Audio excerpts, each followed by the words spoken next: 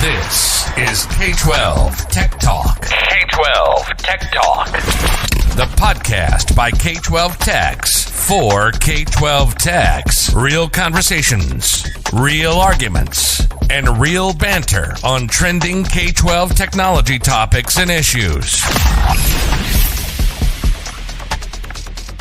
Live from the somethingcool.com studios, this is the K12 Tech Talk podcast. Very special episode.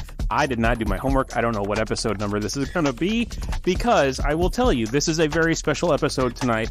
I broke out some of my own bourbon from my own bourbon stash, not Jeremy sending me. I have poured myself a glass of bourbon tonight. I don't know, Chris, what are you drinking tonight? Nothing? I went to Sonic and I got myself a Nerds slush with strawberry and lemonade. Good Lord. Mark, I don't know what you are imbibing in. I'm not going to say what you are drinking, but it looks like you're drinking some form of hydration, right?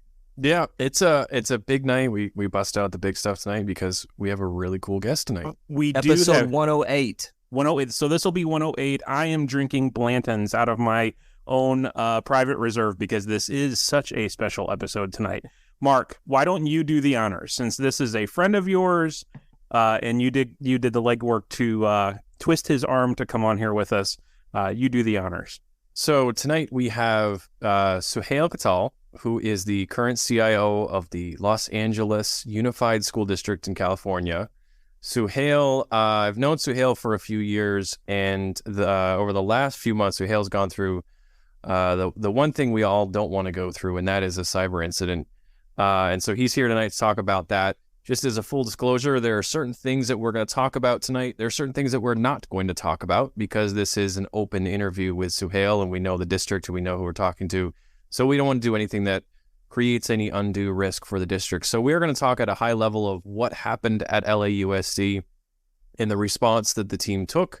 And we are going to keep certain things confidential just so we don't create any more future problems for Soheil. So let me turn it over to Soheil right now to introduce yourself. Tell us about how you got to LAUSD and how you got into your position. Sure. Thank you, Mark. Although I'm at work, so I'm not going to have any drink at work. So with that, I'm Soheil Katal, Chief Information Officer for Los Angeles Unified School District. That's very interesting question, how I got into the CIO in LAUSD. Because as they call me, I'm a COVID CIO, CCIO. That's what I call myself. There you go. That's a new title, yeah. Yes. Actually, I got to the CIO position in LAUSD a year before the pandemic hit, but it was mostly in the transitional work, getting that, you always have your 90 days plan, 100 days plan, all of those. And at the moment that you're working to implement those plans, it's very difficult to focus and get your hands around the organization as a whole. So although I was with the organization before, I was at the role of the deputy CIO. I was able to have a better understanding and on the infrastructure side. My background was mostly in the private sector when I joined LAUSD about 6 years ago when I joined LAUSD. And then that helped me through that transition to get the better understanding of the infrastructure. When the pandemic hit, obviously, I started focusing most of my effort, like Mark and the rest of my colleagues across the country, to become mostly the focus on device distribution, connectivity, and all basic need of IT, rather than, I would say, the real role of the IT as a chief information officer to provide more intelligent and equitable access to the data. It was mostly about equitable access to the technology, hardware, and systems for the student community. And then, obviously, eventually, when we came out of the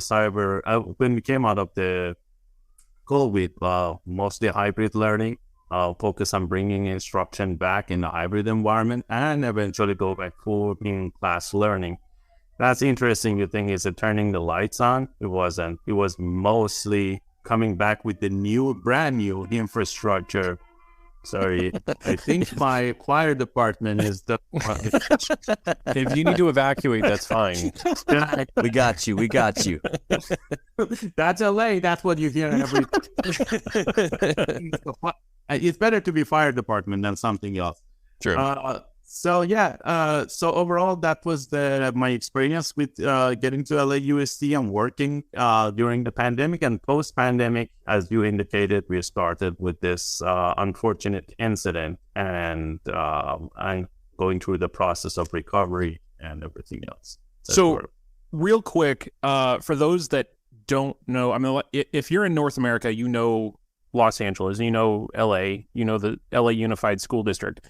But for those that may not know, they're listening somewhere overseas, Australia, Canada, wherever else, give us an idea of your student population, how big your IT staff is, kind of give us that idea. So it is very interesting when I came to the LAUSD from private sector. I used to work for United Technology, and United Technology was a conglomerate corporation, although it doesn't exist anymore. To my surprise, Raytheon bought the company, and now it's part of Raytheon.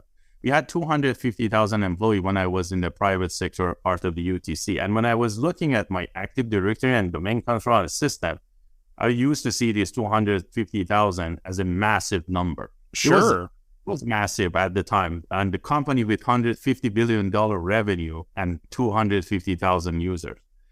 When I came to LAUSD, the first thing that I said, wow, and my jaw dropped, I saw 1 million users in Active Directory. Wow. So that tells you a lot. That tells you a lot. Wow. They don't see education the way that they should see it because they consider our budget or everything else. But reality is the infrastructure in education, especially K12. Again, when we say education, everybody talking about higher eds and everything else. In K12 is very different than anything else you can imagine. Yeah. That's why in LAUSD, we like to, I don't know, maybe it's a proud thing. We're proud to break things.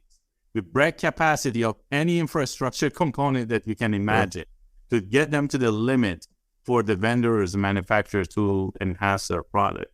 But yes, we have about right now at this point, we have 1.5 million users in our Active Directory system, in our identity systems, including Active Directory. It's about 600,000, 500,000 student K through 12, about 50,000 early education student, about 150,000 adult student, and we have about 110,000 employee and contractor. Plus, we have about 700,000 parent account in our system. We create account and identity for parents to access the system. So when you add all of this, that tells you the size as far as the population. One metrics I always like to talk about is our infrastructure. So that we have 1,300 schools across the city. We run fiber optic and networks for these 1,300 schools. The last number I remember, we have 29,000 miles of cabling across our school. It gets you one time around the earth, plus from here to New York. So I can come and see Mark if I want with that. I feel like this guy's bragging right now. I don't know. Well, I think some of these numbers are going to come back to bite him later on in this description. So I love it. I love Pride before the fall. Yes. These are fun facts, but it's very impressive. One key in the metrics that probably relates to cyber attack, and we should be I should bring it up over here.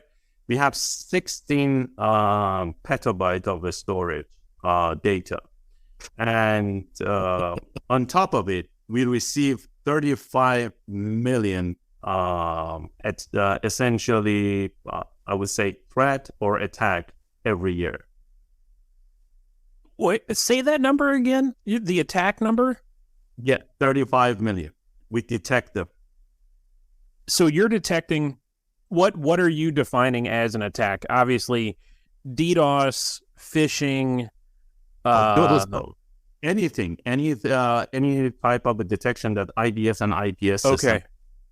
Not this. Hey, I'm not talking about incident. Sure.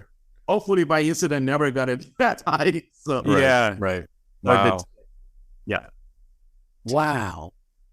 Okay. Well, okay. Go so, ahead.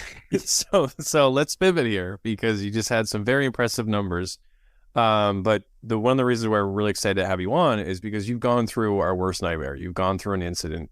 So if you could take us through, I guess you could call it D-Day. What happened when you first got the call and you were alerted to something's wrong?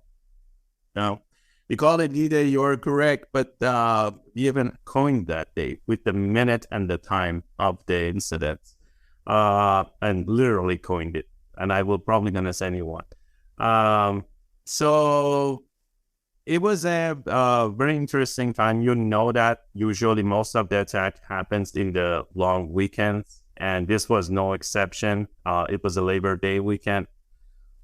And that usually those are the time you essentially wind down your staff, people taking time off mostly. So we have a 24/7 network operation center. And then about, I would say 9 p.m., the team noticed unusual activity in one of the separate system from our IT infrastructure. It was a facilities infrastructure. And no surprise, sometimes you see in organization there is some autonomy and some type of a federation across IT department, and not everybody have a centralized IT shop. And it was the same scenario. There was a separation, but we still saw the activity and the movement, and we were notified. And that was a very hectic thing that you're dealing with when you see essentially, let's say, bad actor trying to move laterally. When you see bad actor may try to run an encryption on your system and everything like that. So obviously, when we saw those activities, it was isolated to a separate system. And the team tried the escalation process. And escalation process obviously worked really rapidly and fast. That was one of the successful part of this incident that helped us to mitigate the situation to the extent that was possible. And the escalation got to the data center director to the we call it shared technical services. The shared technical services ultimately escalated to me. So from 8:30 to, I would say, 9:30, 10, I got notified about the incidents about an hour and a half as the team were working on the incident to identify the impact. By the time that I got it, I was literally driving back to the Bodri, which is our essentially command center, our one of our data centers. We have multiple data centers, but that was one of our data centers. I was driving over there to meet with my team. We were regrouping. One thing you want to make sure when you are in a cyber incident, relying on the virtual connection and platform that you were relying in the past probably is not the best option. You need to have a proximity access to the infrastructure, and at the same time, you need to have an out-of-band communication system to keep those communication active. So we activated the out-of-band communication, and at the same time, we were trying to regroup to be able to make faster decision without being interrupted by communication nightmare that everybody always deal with. So I got to our data center, to Bodri, and we started grouping and discussing what are the movement that is as they were happening. So when you see those movement, the first thing you need to protect is your crown jewel. And the crown jewel for us was essentially our IT infrastructure versus facilities infrastructure. So what we did, we activated our firewall systems to isolate and quarantine facilities system to access to anything, to the rest of the IT infrastructure. The second thing that we did, remember that when bad actors get into your system, they are in your system. It's not like they are, and your activating firewall rule is not going to prevent them from getting in because they're already. That's why you need to come up with the immediate action to stop them from spreading beyond what they are. And that's what we did. We made a rational decision at the moment to completely cut down our access. for all of our system, and I'm not talking about firewall, I'm talking about network system access from both data center and through the internet. When we stopped that activity, obviously the bad actor lost anyway, even through the autoban. Even if they had compromised autoban, they wouldn't be able to get it. That's what I'm trying to say. You probably saw when a bad actor in other scenarios like Uber case, they break into your emergency systems and everything else. You don't know what's happening. The first action is mitigate immediately so you understand the impact. And that was our action. We stopped the network activity. We stopped internet access and everything. And then we went through the routine process that you usually do for any cyber incident, essentially going through the detection, respond, eradicate, and whole 9 yards of the cybersecurity practices. It's funny to hear you say that one of the first things you guys did focus on was removing access like that, because Mark and Chris will tell you that I have a running joke that I've told my guys, if something like this happens and we get those calls of, hey, my machine's encrypted or we're seeing this weird activity, we've got a pair of scissors next to our fiber that goes to the internet, and that line is getting cut. So it's funny to hear you say that, because that's, in my head, that's the very first thing that we're gonna do. That's just it's comical. not a joke. Like, you're super serious about it. Oh, yeah, absolutely. Like, there really are scissors, right? Yes, there are in the data center. Yes. So this is at what time of the day is this? This was a long weekend. It was the Friday night before Labor Day weekend. At what time are you cutting off the entire system? To be exact, at 12:52 of the midnight, when we passed the midnight, 12:52, we cut off the internet. And actually, that's the time we coined it in our response team coin, because I knew it literally, we tracked it through the log. There was involvement on law enforcement. They were working with us. FBI, CISA, and DHS, they are all working with us, including local law enforcement agencies. But the main focus was tracking the logs and activity to see any activity around the data exfiltration and anything else. And that time, with everything is solved. And one thing was very unique about this.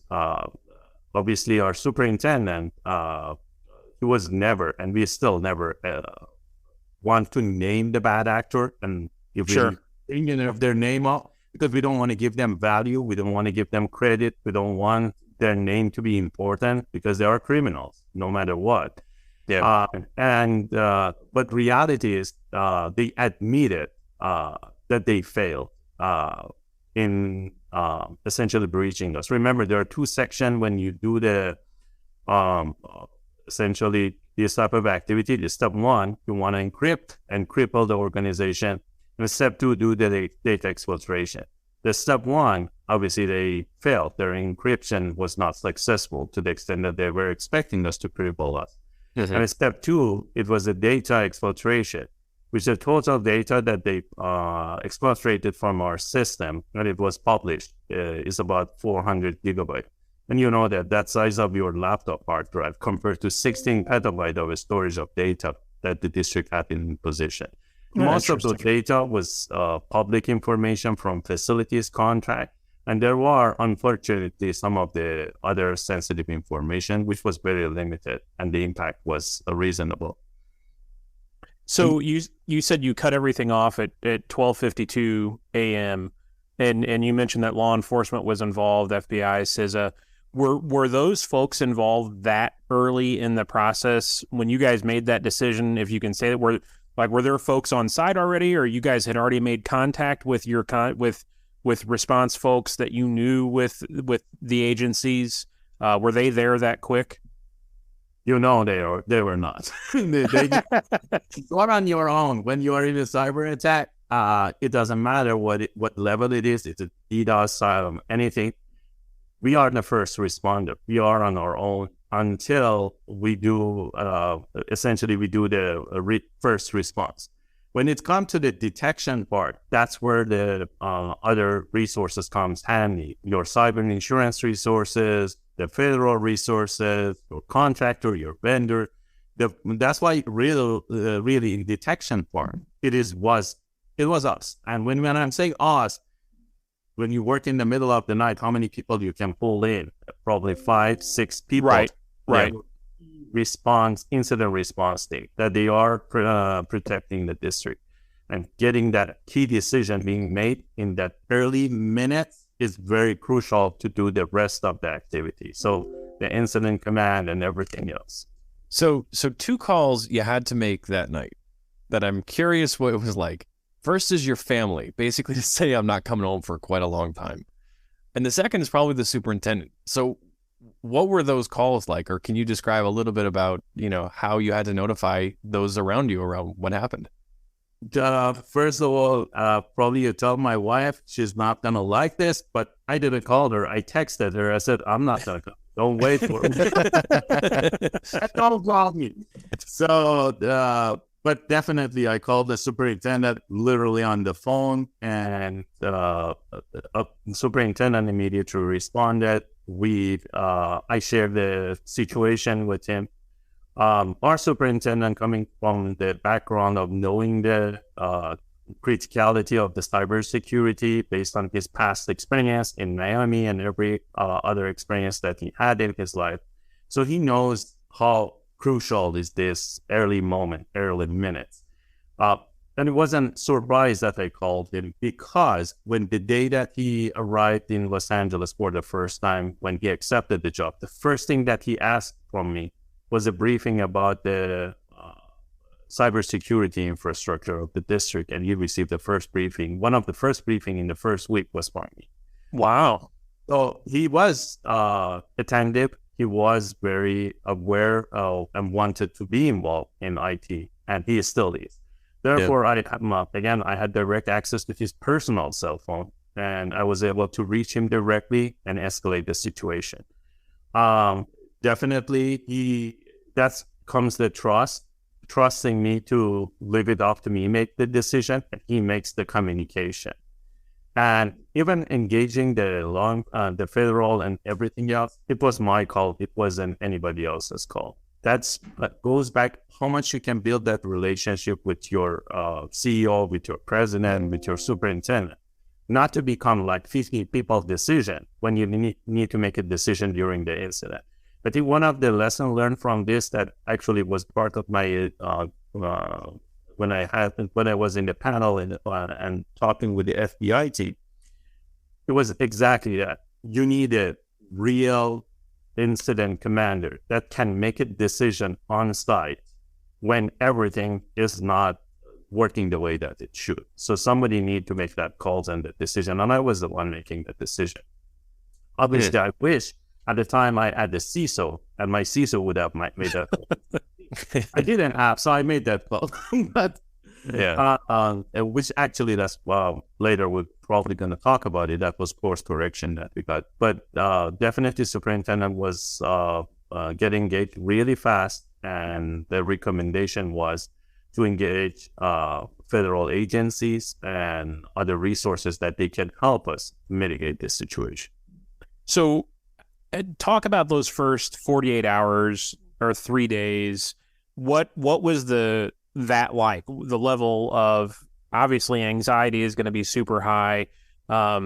Just that environment being in the first 48 hours. I assume within the first 48 hours, I mean, we've all read stories about, the FBI is coming on site. I even read a report at one point that someone picked up the phone and called the White House. I would love to be able to say that I picked up the phone and called the White House. So talk kind of about those first 48 hours and what that response was like once people started showing up to help, how that went. So it was really fast. So one thing you should always pay attention, just me picking up, telling FBI, hey, I have a security incident, doesn't mean FBI going to show up at your door. Definitely there are going to be some conversations, some due diligence, some escalation, and that necessitate their presence. Because the team in FBI that they're engaged in the cyber response is a very small team, but they are amazingly, I would say, I don't know how to describe it, but probably you've seen them probably in some sci-fi movies rather than normal. You may feel I'm exaggerating, but reality is that this was amazingly good. The technologies that they were using, they were beyond the technologies that organization like us or even any other private sector could claim that they can use. And they are, and beyond that, they are very skilled. And when they know what they are doing, they are fast in detecting. And remember, these are they have case expert that knows the bad actor. They bring that, therefore they can study where to look, where to identify the footprint. Versus if you do all of those without the team experience like that, it's like you're shooting in the dark. You don't know where you're gonna get or how you're gonna find the information. So they were very instrumental to involve. But yes, the contact with the FBI made actually by our superintendent. We made the call to the Department of Education, to the White House, and the feds were at a very early stage of the work. And due to the severity of the issue, that was one. The size of the LAUSD was important for them not to cripple the organization like us.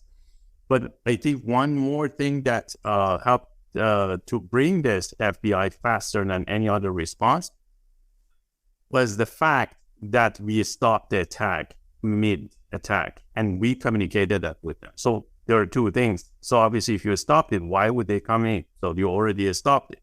The reality is we were able to preserve very instrumental, and probably is the first time I'm publicly saying that, very instrumental information for federal government investigation against this bad actor.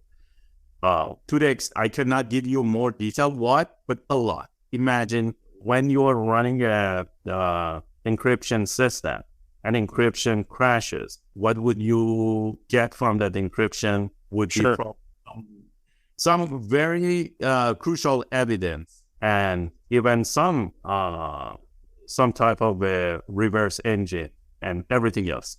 Interesting. So, in a sense, it was very instrumental for FBI to be involved. We were helping them, they were helping us. So it was both-way mutual conversation. And that's why typical when FBI engage or any other law enforcement engage in an investigation, they have a short deployment. They come in like 2-3, and they do it 2-3 days, they leave. Believe it or not, they were cycling through agents because they were getting exhausted day and night. But by the way, it was 24 hours work. It wasn't like, oh, it's 5 p.m., let's go home. It was 24 hours of work. Yeah. There were 3 different shifts. People were working. We had our own partner. Microsoft also was a good partner in this part. We engaged the special unit inside Microsoft that they are responding to cyber attack. And I learned for the first time about this team. I didn't know that they exist, and really they are working with any agencies, including government agencies, to help them during cyber attack. They call them DART. And that DART team was also very instrumental to work with FBI hand in hand during the investigation. So you just mentioned that people were there 24 hours, like you said, nobody's quitting at 5 o'clock or 6 o'clock and going having pizza and beer. What was your time on site like? What are you're sleeping in your office, if you're sleeping at all? What was that like? Yeah, not just me and my deputies and others. We were all here. Yes, maybe I would take like 1 hour, 2 hours, just nap in my office. We were just, whenever you have a high priority project, what would you do? Order pizza for everybody. Sure. A party for 3-4 days and nights. I'd be eating up pizza that I hate pizza. Yeah, I was taking nap in the office, getting back to work. One night I decided, after 3 nights that I couldn't get enough sleep, and probably if you search the incident and see my picture, I go after it 3 days. We had our first press conference.